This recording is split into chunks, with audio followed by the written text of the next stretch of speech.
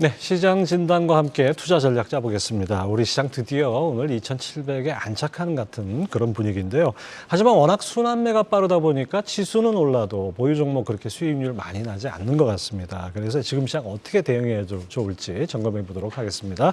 도움 말씀에 상상인증권 신월 투자전략팀장 함께합니다. 어서 오십시오. 네, 안녕하세요. 진짜 3천 갑니까? 그 자막 예고에 3천 간다고 딱 했는데. Everything 랠리라고 되어 있으니까 이제 코스피도 3천을 향해서 예. 다가가는 그런 흐름들이 연출될 것으로 예상하고 있습니다. 네, 그런 예상만큼 갔으면 좋겠습니다. 자, 어제 나온 미국의 2월 CPI 소비자 물가, 이른바 끈끈한 CPI라고 보통 표현할 만큼 인플레에 점체 잡히지 않고 있습니다. 네. 이거 어떻게 보셨습니까? 네, 끈끈한 인플레이션에서 스티키 인플레라고 하고 있는데 이번에 나왔던 지표는 조금 두 가지 측면에서 볼 필요가 있겠는데요. 첫 번째, 헤드라인 CPI가 예상치를 조금 웃도는 모습들이 나왔지 않습니까? 3.2% 오름폭을 기록을 했습니다. 이 부분은 결국 공급 측 요인에 의한 물가 상승률이 전월보다 조금 올라가면서 나타난 현상이라고 볼 수가 있겠고요. 예상치는 3.1%였는데 이 또한 좀 상회하는 모습들이 나왔습니다. 근원 물가는 3.7% 기대치를 웃도는 3.8%를 기록했고 1월 달은 3.9였기 때문에 헤드라인과는 다소 조금 스텝이 다른 모습들을 확인할 수가 있었습니다. 결국에는 좀 전에 말씀드렸던 공급층 요인이라고 일컬어지는 코스트 푸시 인플레인데 여러 가지 일들이 있었지 않습니까? 후티 반군 그리고 북극 한파에 따른 원유 생산 차질 이러한 것들이 에너지 가격에 영향을 좀 미치면서 2월 평균 WTI 유가가 월 평균 3.7% 올랐습니다. 그러다 보니까 에너지 물가의 낙폭이 1월 달에는 마이너스 4.6이었었는데요. 이번 2월에는 마이너스 1.9%로 급격히 축소가 되다 보니까 에너지 물가에서 떨어지는 폭이 줄어들면서 헤드라인 CPI의 오름폭이 조금 확대되는 모습이 나타났습니다. 네, 그렇습니다. 이 연준이 금리 인하 이게 거의 다 왔는데 쉽게 내려가지 않는 이 물가 때문에 지금 뭐 딱 시기를 못 잡는 거 아닌가 싶기도 해요. 더군다나 또 지금 말씀하신 대로 에너지 유가가 좀 조금씩 들썩썩하는 게 좀 불안한데 올해 안에 이 2%대 물가 달성할 수 있을까요? 네, 올해 안에 2%대 가기에는 조금 여정이 험난할 것으로 보여지고요. 좀 전에 말씀드렸던 것처럼 공급 측 요인에 의한 부분들은 일정 부분 크게 급등하지 않는 한 이 좀 울퉁불퉁한 물가 경로에 영향을 미칠 것이고요. 이 물가가 떨어지는 부분의 핵심은 공급 측의 대조적인 반대되는 수요 측 요인에 의한 디맨드 풀 인플레이션을 좀 봐야 되겠습니다. 특히나 이제 스티키한 인플레에 대한 부분들은 주거 서비스 물가에 의해서 이렇다라고 하고 있는데 주거비, 임대료 등이 모두 지금 완화되는 모습을 나타내고 있고 주거비에 대한 물가 상승률은 19개월 만에 5%대에 진입을 했습니다. 그러다 보니까 상당히 이제 인플레이션에 대해서 끈적했었던 요인들 중에 주거비를 많이 꼽았었는데 이 부분이 다소나마 완화되면서 주거비 제외 근원 서비스 물가 상승률이라고 하는 슈퍼코어 CPI는 4.3%까지 떨어지는 모습들이 나왔습니다. 그러면은 이제 향후에 어떻게 될 것인가에 대한 부분들은 결국 미국 경제를 지탱하고 있는 소비와 고용으로 볼 수가 있겠는데요. 지난주에 나왔었던 고용 지표 잘 나왔지만 질적인 지표라고 할 수 있는 실업률과 광해 실업률 등 전반적으로 다소나마 착시 현상을 야기했었던 요인들이 이제 거품이 좀 꺼지면서 고용 시장도 서서히 좀 둔화되는 모습이 나오고 있고요.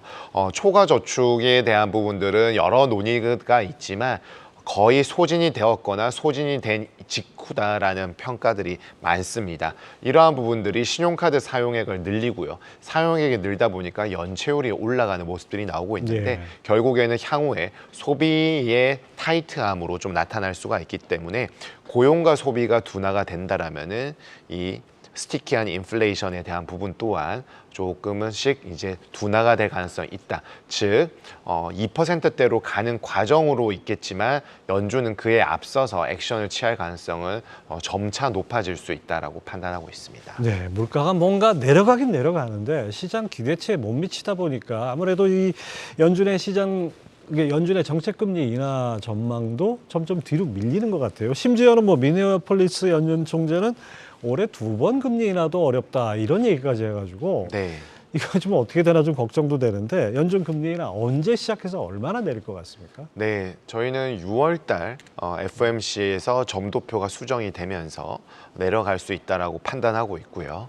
6월부터 금리 인하폭은 기본 베이스 시나리오는 6월, 9월, 12월에서 3회로 판단하고 있습니다. 거기에다가 물가에 관련된 좀 전에 말씀드렸었던 고용지표와 소비지표가 둔화되는 모습이 나올 경우에는 3분기 또는 4분기에 플러스 1회 정도에서 베이스는 3회고 지표에서 조금 더 부합하는 금리 인하에 부합하는 흐름들이 나오게 될 경우에는 4회까지 가능하다고 보고 있습니다. 좀 전에 말씀 주신 것처럼 시장의 기대치보다 좀 뒤로 가 있는 연준의 네. 모습을 우리가 확인하고 있는데 잊지 말아야 할 부분은 12월 달에 나왔었던 점도표에서도 연준의 금리 인하 폭은 올해 총 3회였습니다.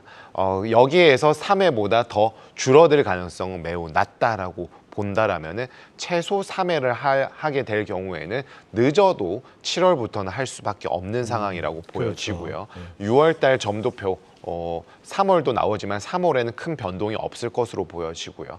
6월 달부터 이에 대한 점도표와 주요 경제 지표 전망치들의 수정을 통해서 연준은 금리 인하 스탠스로 접어들게 될 것으로 보여지고 시장과 연준의 인식의 괴리가 있었던 부분들은 이제 3월 FOMC가 지나면서 점차 수렴할 것으로 판단하고 있습니다. 네, 그렇습니다. 자, 그렇다면 이제 며칠 전 공개된 한은 금통의 의사록을 보면 그 전체 6명 위원 중에 3명이 그 긴축 완화의 조건을 언급했다고 하던데요. 그 한국은행 금리 인하는 언제쯤 가능할까요? 네, 한국은행은 연준의 스탠스가 6월일 경우에는 약 보름 이전인 5월 달도 충분히 가능하다고 보여지고요. 만약에 7월 말 FOMC에서 한다라고 하면은 그 한국은행은 2분기보다는 3분기 첫 번째 해인 7월 중순에 할 것으로 예. 보여집니다. 기본적으로 저희는 6월 달 연준의 금리 인하를 말씀드리고 있기 때문에 보름 정도의 시차를 두고서는 한국은행도 2019년의 사례를 고려할 때 보름 정도는 앞당겨서 할 수 있다라고 보여지고요. 뭐 2분기 또는 3분기의 큰 흐름의 차이는 없다라고 보여집니다. 다만 이제 수출과 내수의 양극화에 대한 우려를 금통위원분들이 조금 이제 공개적으로 표명하고 있습니다. 그렇기 때문에 지난 금통위에서도 수출에 의해서는 성장률의 상방 요인이 플러스 0.1%포인트 정도 있다라고 했지만 내수 침체에 대한 부분들은 마이너스 0.1의 요인이라고 예. 진단을 하면서 성장률 전망치를 그대로 2.1%로 유지를 했었는데요. 수출에 대한 부분도 상방에 대해서 열려 있지만 지금 금리 인상 후반부에는 내수 둔화와 침체로 가는 과정으로 가는 것은 명확해 보이고요. 또한 거기에다가 항상 금리 인상 후반부에 나타날 수 있는 크레딧 리스크를 고려한다라면은 금통위원들의 이러한 우려는 사실 과거 패턴을 고려할 때 크게 이상하지 않다라고 보여집니다. 그리고 물가의 불확실성이 점차 경감되고 있다라고 금통위 의사록에서 확인이 되었기 때문에 그동안의 긴축 정책을 지지했었던 금리 인상 스탠스는 이제 후퇴를 하게 되었고요. 여기에서 물가에 대한 불확실성이 점차 경감이 되고 내수에 대한 우려가 커지게 될 경우에는 이제는 금리 인하에 대한 스탠스로 전환될 가능성이 높겠습니다. 네, 그렇습니다.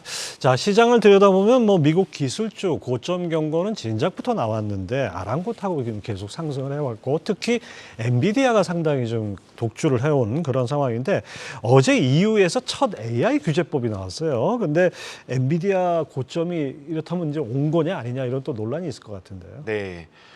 상당히 이제 부담스러운 레벨까지 간 것은 사실입니다만은 다음 주에 엔비디아 GTC 2024가 앞두고 있기 때문에 GPU 기술 컨퍼런스. 네. 그렇죠? 그래서 18일부터 21일까지 예정되어 있는데요. 이에 대한 기대 심리와 가격에 대한 레벨 부담감이 공존해 있는 상황이고 어떠한 것이 나올지에 대해서 굉장히 기대감이 사실 있기 때문에 고점에 대한 부담감이 있지만 크게 어떤 조정에 대한 부분들이 추세적으로 나타나지 않는 것으로 볼 수가 있겠습니다.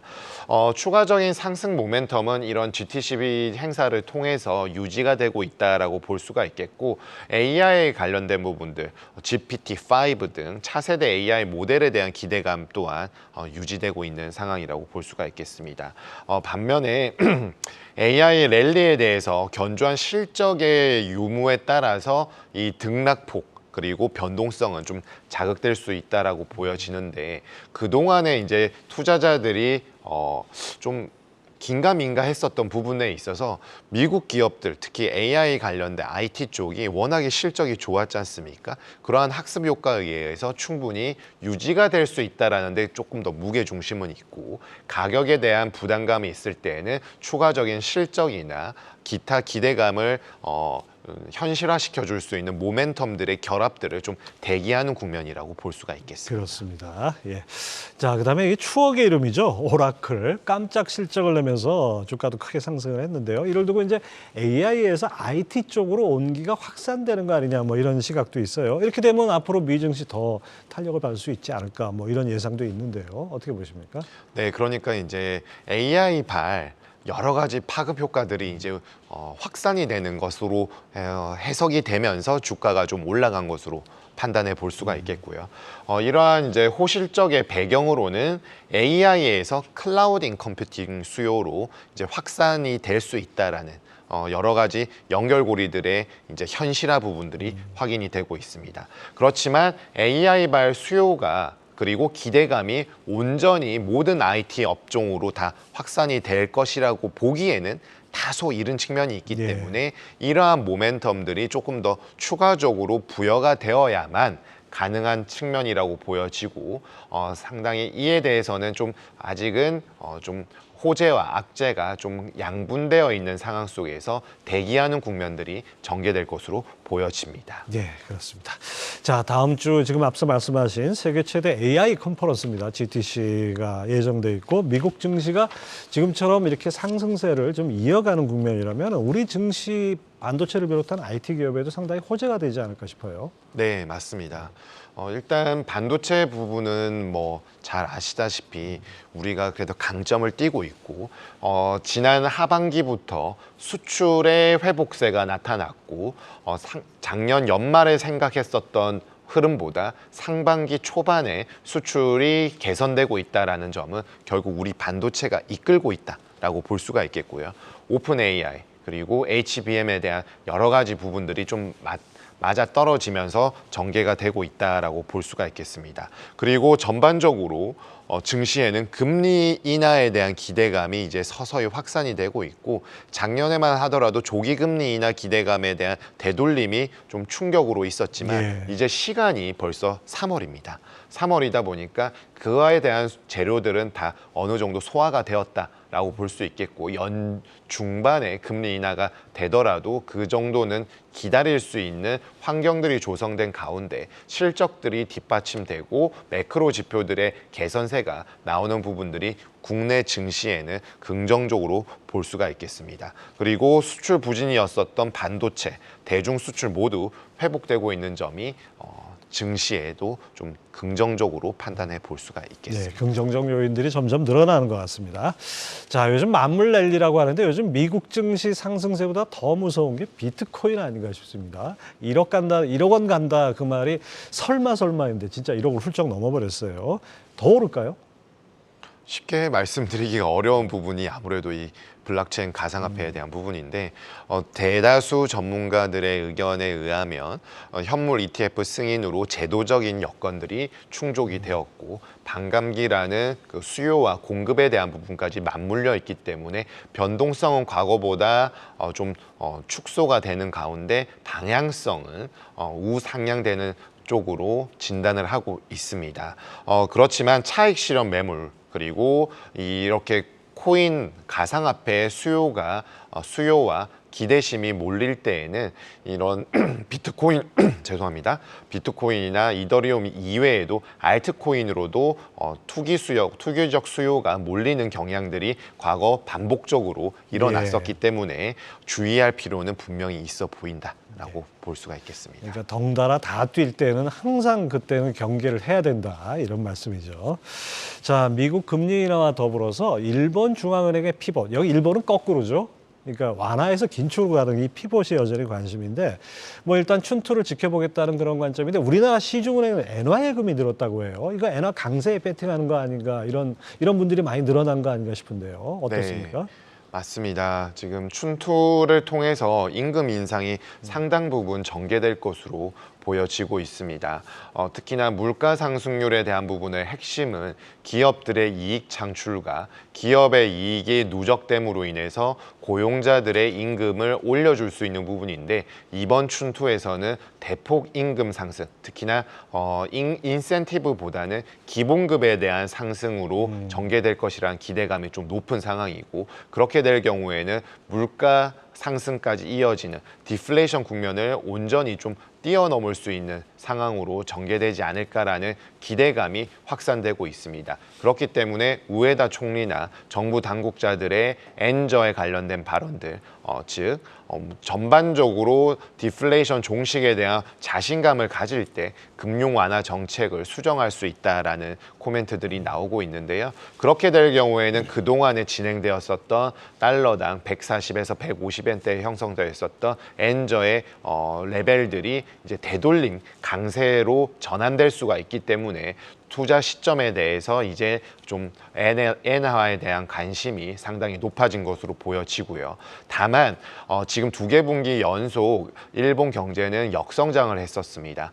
그렇지만 이번 수정 전망치를 통해서 역성장이 이제 플러스로 전환이 될 경우에는 3월보다는 4월에 일본 중앙은행의 정책 전환에 대한 기대감이 좀 높아진 것이 3월 달에 좀 들썩이는 부분으로 볼 수가 있겠고 만약에 그렇지 못하고 역성장과 춘투의 결과가 좀 미흡할 경우에는 2분기가 아니라 3분기 초로 지연될 가능성 또한 상존해 있기 때문에 투자 타이밍에 대한 부분들은 지표에 대해서 의존적으로 조금 전개될 가능성이 높아 보입니다. 네, 그렇습니다.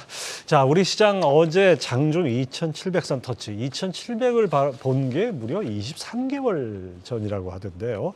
지금 현재는 2,710선까지 넘어서서 뭔가 오늘은 좀 안착할 것 같은 느낌이 듭니다.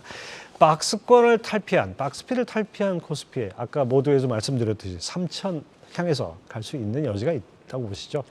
네, 결과적으로 저희가 생각했을 때 상단은 2,900포인트입니다만은 최근에 나왔던 수출 지표들 작년 연말에 생각했었던 것보다 연초에 개선세가 좀 빠릅니다. 이는 좀 전에 말씀드린 것처럼 한국은행이 수출에 기반한 성장률 요인은 플러스 0.1이다. 그렇게 될 경우에는 2.2%까지 한국 경제가 살아난다라면은 잠재 성장률을 좀 웃도는 성장세가 나오면서 플러스 GDP로 갈 매크로 환경이 펼쳐지겠습니다. 거기에다가 반도체와 AI, HBM 등 우리의 강점의 업종에 주도하고 미국과 중국에 대한 지역별에 대한 의존도는 여전히 높겠지만 그에 대한 흐름들이 좀 긍정적으로 개선이 된다라면은 충분히 2,900을 뚫고 3,000선까지 갈 수 있다라고 보여지고요. 특히나 최근에 기업 밸류업 프로그램에 대해서 조금 실망감도 있었지만 정부 차원에서 이런 저PBR 종목들에 대한 꾸준한 레벨업을 추구한다라는 측면은 제도적인 측면에서 증시의 하단을 견조하게 해줄 수 있다라고 보여집니다. 거기에다가 제도의 개선과 실적이 가미될 경우에는 저희가 판단한 레벨은 PBR 1.1배인 3,050포인트까지 가능성을 좀 열어두자라고 말씀드리고 있습니다. 네, 그렇습니다.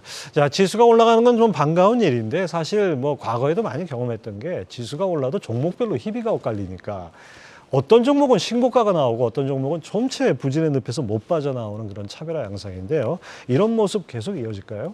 당분간은 개별 종목 장세가 좀 번갈아가면서 나타날 수 있겠고, 그나마 다행인 건 순환매의 형태로 나타난다는 거겠죠. 지수가 올라갈 때 전 종목이 올라가면 좋겠지만 순환매라는 것은 어떤 주도 섹터나 업종에 대한 부분들이 테마가 있다라는 것을 나타내겠고요. 지금은 IT에 관련된 부분들, 그리고 미국 증시에서도 이러한 흐름들은 뭐 여실히 드러나는 상황인데, Everything Rally처럼 하더라도 주요한 섹터나 테마에 대해서 관심을 계속 가져야 된다라고 보고 있습니다. 특히나 좀 전에도 저희가 논의를 했었던 엔비디아발 AI 관련된 테마가 가장 우호적이라고 볼 수가 있겠고, 국내에서는 반도체 그리고 금리 인하 기대감이 여러 가지 행사들과 실적 개선 기대감으로 이어지는 바이오 업종, 거기에다가 국제 정세가 재편이 되면서 방산 기계, 이러한 부분들로 좀 흐름들이 좀 편중되어 있는 것들이 장점이자 조금 비교적 조금 아쉬운 부분들이라고 볼 수가 있겠습니다. 네. 자, 기대와 실적이 모아지는 유망업종 섹터를 몇 가지의 딱 타겟을 삼아놓고 글로 집중적으로 한번 관심을 가져보는 것도 괜찮을 것 같습니다. 자, 지난주 인터배터리 행사 때 이제 상승세를 보인 2차 전지에 뭐 일별로 그 이후에는 등락은 좀 엇갈리긴 했지만 뭔가 조금 과거하고는 다른 그런 분위기고, 전고체 배터리 쪽으로 또 이제 수요가 유입됐고 정부 지원책도 호재가 되는 것 같고, 2차 전지 이제는 바닥을 확인했다, 이렇게 조심스럽게 봐도 될까요? 네, 지난주에 있었던 인터배터리 행사 굉장히 성황리에 마무리가 되었었는데, 그에 대한 부분들은 이제 좀 어느 정도 이 배터리에 대한 기대감뿐만 아니라 실물 경제에 미치는 이제 산업의 연결고리에서 충분히 자리를 잡고 있다는 것을 좀 대변하는 모습들이 아니었나라고 보여지고, 이를 통해서 2차 전지 업체들의 바닥 확인은 일정 부분 가능하다라고 판단하고 있습니다. 주가 자체도 전반적으로 개선되고 상승세를 시현하고 있다는 측면이 투자자들의 인식에도 상당히 긍정적으로 영향을 미치고 있다라고 보여지고요. 크게 두 가지 요인으로 볼 수가 있겠는데요. 첫 번째는 전고체 배터리 양산에 대한 기대감이 이제 좀 더 현실적으로 좀 다가오고 있다라는 점이고요. 그리고 두 번째로는 재고에 대한 소진인데, 2분기부터는 기존 OEM 업체들의 재고 소진이 점진적으로 업황을 개선시킬 수 있다라고 판단하고 있습니다. 다만 재고 소진이라고 함은 시간이 소요가 되어야 되는 부분인데, 시간이 소요되기 이전에는 경쟁 심화와 공급 과잉에 대한 이슈가 분명히 내재되어 있는 것이기 때문에 일장일단이 있는 부분들은 조금 주의가 필요한 대목이라고 볼 수가 있겠습니다. 예, 그렇습니다. 자, 뭐 엔비디아가 이끌어가는 이 AI 중심으로 뭔가 전체적으로 재편되는 분위기인데, 우리 시장에서 역시 반도체 가장 중요한 업종인데요. 그동안 뭐 엔비디아 덕에 흐름은 괜찮은 편이었는데, 최근에는 소부장 쪽도 좀 괜찮은 것 같습니다. 여전히 반도체 올해의 주도주가 될 수 있다, 이렇게 확신해도 되겠죠? 네, 이 투자 업계에서 확신이라는 단어는 참 어렵습니다만은, 반도체 업종을 가장 최우선적으로 생각하고 비중 확대를 해야 되는 업종이라고 판단하고 있습니다. 좀 전에도 말씀드린 것처럼 국내 경제의 핵심은 반도체이겠고요. 국내 경제의 쌀이라고도 불리고 있는데, 이 반도체 업황이 개선되고 있기 때문에 국내 수출 경쟁력이 회복되고 있다. 그리고 성장률의 플러스 요인으로 작용하고 있다라고 볼 수가 있겠습니다. 작년까지는 아무래도 2차 전지 그리고 소재 업종에 좀 밀리면서 전반적으로 위축되는 경향이 있었는데요.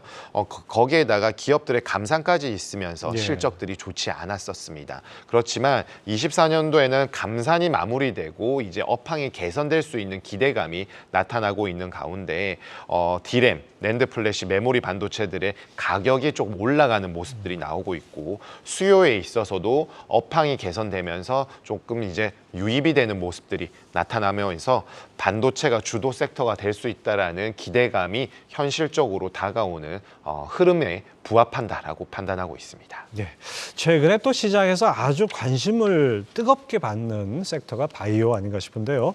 미국의 생물보안법이 통과됨으로써 또 그 뜻하지 않은 호재가 나왔고, 뭐 여러 가지 그 신약이나 신물질 이런 기술들이 또 이전하는 이런 얘기들이 있는데, 바이오주 상승세 좀 이어질 거로 보십니까?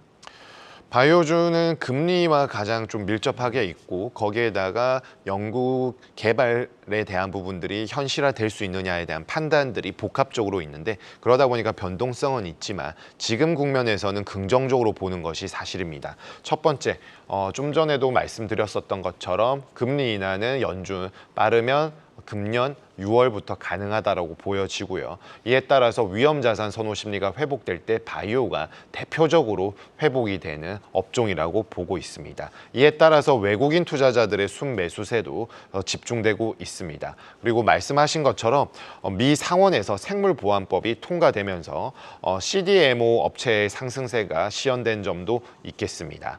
그리고 또 하나의 중요한 점으로는 다음 달에 예정되어 있는 미국 암 연구 학회 AACR에서 이런 여러 가지 기업들의 이중항체 항암제 기반 관련 연구들이 좀 온라인으로 공개되는 이미 공개되고 있는 상황들이 기대감으로 좀 더 이어지고 있다는 측면에서 긍정적이라고 볼 수가 있겠고 사실 이에 대한 기대감은 실적이나 이 연구가 현실적으로 조금 어려움에 부닥쳤을 때에는 꺾이는 모습들이 빈번하게 나타났었지만 이번 국면에 있어서는 매크로 환경이 받쳐주고 예. 개별 기업들에 있어서 실적이 좀 더 개선될 수 있으면서 향후의 먹거리로 이어지는 연결고리들이 좀 맞물려 있기 때문에 긍정적으로 봐도 좀 무방하다라고 판단하고 있습니다.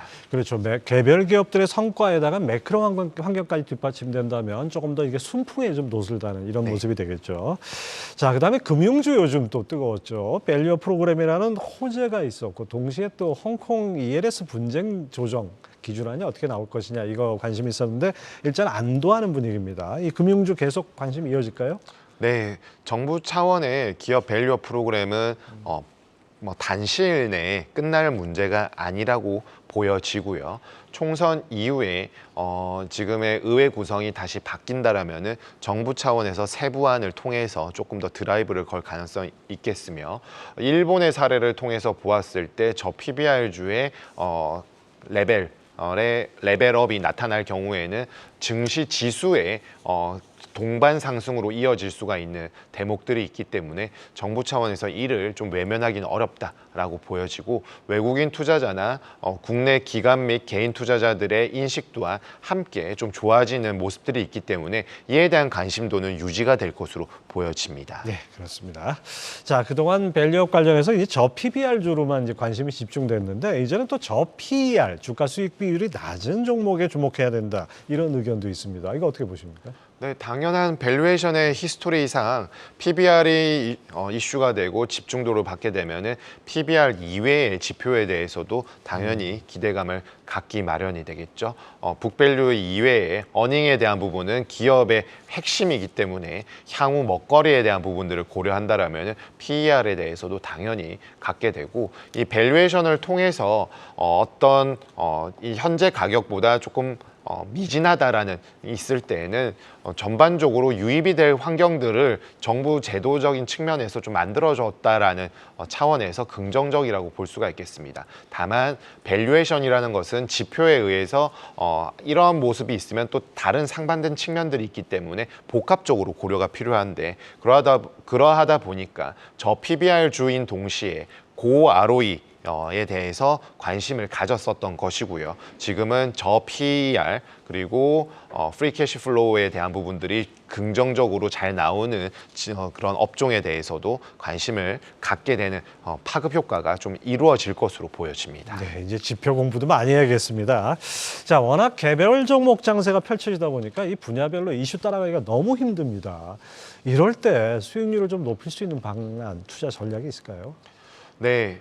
어떤 길목에서 대기하고 있으면 가장 좋겠지만 방금 말씀 주신 것처럼 모든 자산 그리고 자산 내에서도 업종이나 어떤 지역별로 차별점이 있고요. 네. 거기에서 시점별로도 시차가 분명히 존재하는 것이 사실입니다. 그렇기 때문에 한 자산에 좀 편중되어 있는 투자자들의 시각에 있어서는 길목에 대기하는 부분들이 조금 다소 어려울 수 있다라고 말씀을 드리고 다양한 자산, 그러니까 통화 정책과 글로벌 경제의 흐름에 기반했을 때 주식, 채권, 그리고 커런시, 커머더티 그리고 거기에다가 부동산 관련된 부분들을 복합적으로 판단을 해서 에셋 사이클의 흐름들을 조금 접목시켜서 본다라면은 자산별로 큰 흐름에서 뒤처지지 않고 안정된 포트폴리오를 구성할 수 있다라고 보여지고요. 최근에 가상화폐의 가격이 올라오니까 언론에서 이런 포모 현상에 대해서 예. 많이들 짚어주고 있지 않습니까?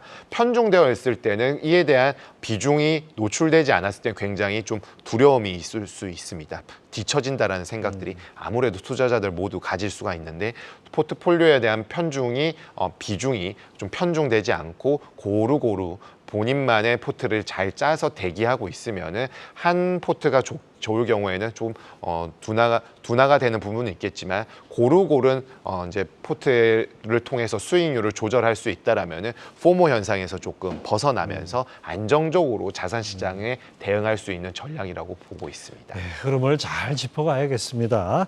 자, 이번 리포트에서 또 이례적으로 부동산 시장 전망을 하셨어요. 네. 앞으로 전망 어떻습니까?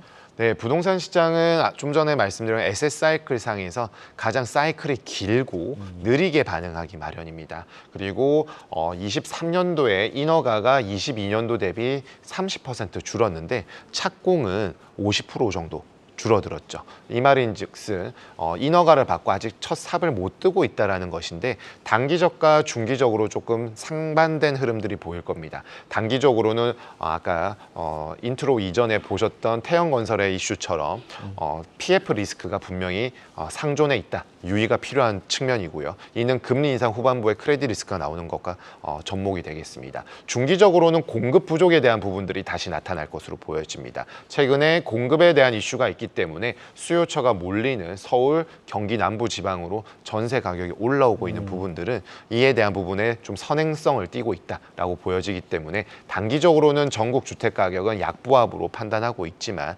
향후에 크레딧 리스크와 공급 부족에 따른 가격 상승에 대한 리스크가 공존해 있는 측면들을 시차와 지역별로 좀 고루 판단이 필요한 대목이라고 보여집니다. 자산별로 사이클이 다 다르다 보니까 정말 쫓아가기 힘든 것 같습니다. 네, 지금까지 상상인증권 신월 투자전략팀장 함께했습니다. 말씀 감사합니다. 네, 감사합니다.